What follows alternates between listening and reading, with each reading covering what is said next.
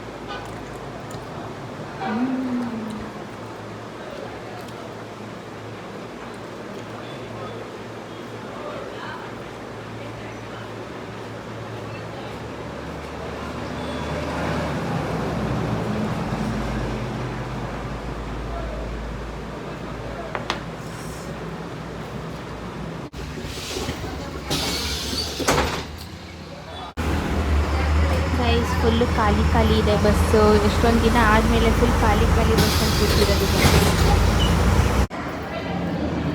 Guys, ಇವತ್ತು ethnic day ನಡೀತಿದೆ ನಮ್ಮ ಕಾಲೇಜಲ್ಲಿ. ಸೊ ಈ ಥರ ರೆಡಿ ಆಗಿದ್ದೀನಿ, ಹೇಗಿದೆ ಅಂತ ಹೇಳಿ. ಆ್ಯಂಡ್ ಎತ್ನಿಕ್ ಡೇ ಜೊತೆಗೆ ಇವತ್ತು ಆಟೋ ಎಕ್ಸ್ಪೋ ಕೂಡ ನಡೆಸ್ತಿದ್ದಾರೆ. ಸೊ ಅದು ಕೂಡ ವೀಡಿಯೋ ಮಾಡ್ತೀನಿ. ನಾನು ಇದುವರೆಗೂ ಏನೇನು ನಡೆದಿದೆ ಎಲ್ಲನೂ ಸೇರಿಸಿ ಒಂದು ವೀಡಿಯೋ ಮಾಡಿ ಅಪ್ಲೋಡ್ ಮಾಡ್ತೀನಿ. ಸೊ ಎತ್ನಿಕ್ ಡೇ ಮತ್ತು ಬಾಲಿವುಡ್ ಡೇ ಏನೇನೇನೋ ನಡೆದಿದೆ ಅದೆಲ್ಲನೂ ಸೇರಿಸಿ ಒಂದು ವೀಡಿಯೋ ಮಾಡಿ ನಾನು ಪೋಸ್ಟ್ ಮಾಡ್ತಾಯಿದ್ದೀನಿ. ಆಮೇಲೆ ಅಂದ್ಕೋಬೇಡಿ ಎಲ್ಲ ಒಂದೇ ದಿನ ಮಾಡಿದ್ದಾರೆ ಅಂತ, ಇಲ್ಲ 3 ಡೇಸ್ ಇವೆಂಟ್ಸ್ನ ನಡೆಸಿದ್ದಾರೆ. ಸೊ ಇದು ನನ್ನ ಸ್ಯಾರಿ. ಆ್ಯಕ್ಚುಲಿ ನಾನು ಸ್ಯಾರಿ ಡ್ರೇಪ್ ಮಾಡಿದ್ದೆ, ಬಟ್ ನಾನು ಪಿನ್ ಮಾಡಿದ್ದೆ, ಅದು ಸೆಟ್ ಆಗ್ತಿಲ್ಲ ಅಂತ ಬಿಟ್ಟು ತೆಗೆದೆ. ಆ್ಯಕ್ಚುಲಿ ಇದೇ ಚೆನ್ನಾಗಿ ಕಾಣಿಸ್ತಿದೆ ಅನಿಸುತ್ತೆ. ಫುಲ್ ನೋಡಿ.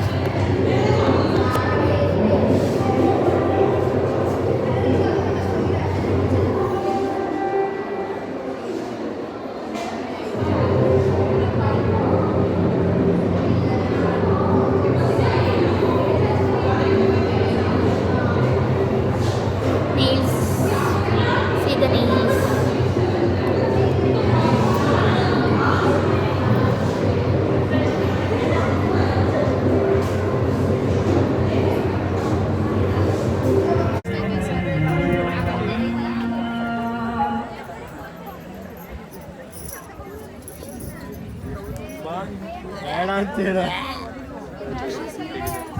ಫೋಟೋಶೂಟ್.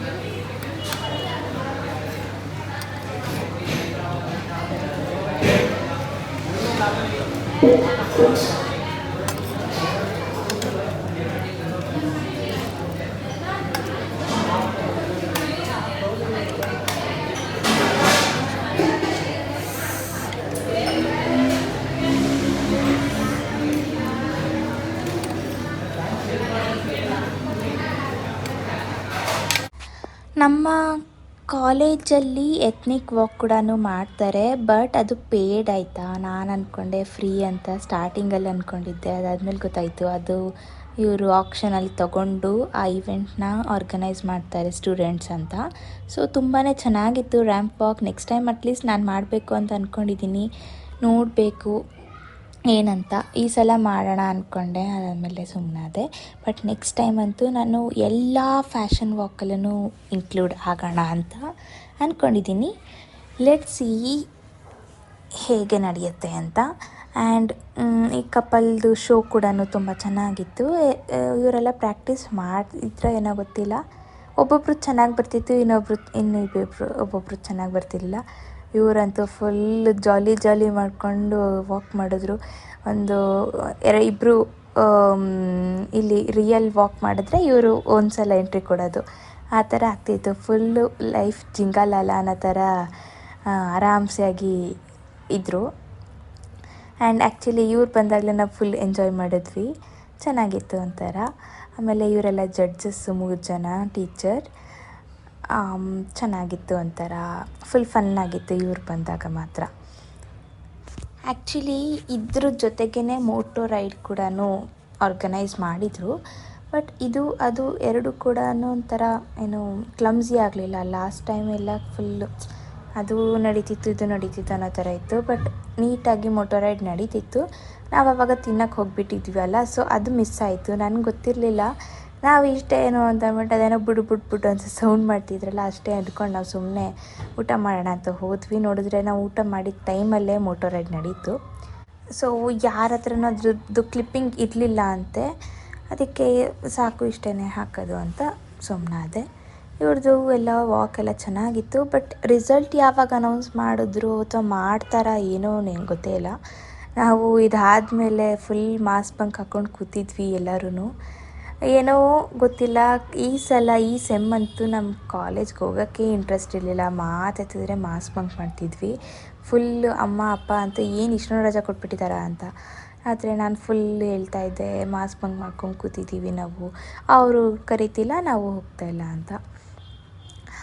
ಅದಾದಮೇಲೆ ಇವಾಗ ಇನ್ಮೇಲೆ ಸೀರಿಯಸ್ಸಾಗಿ ತೊಗೊಂಡು ಸ್ವಲ್ಪ ಕ್ಲಾಸ್ ಅಟೆಂಡ್ ಮಾಡಿ ಅಟೆಂಡೆನ್ಸ್ ಉಳಿಸ್ಕೊಂಡು ಸ್ವಲ್ಪ ನೀಟಾಗಿ CGPA ಮೇಂಟೈನ್ ಮಾಡ್ಕೊಂಡು ಹೋಗಬೇಕು. ಇಲ್ಲಾಂದರೆ ಆಮೇಲೆ ಕೆಲಸ ಸಿಗಲ್ಲ.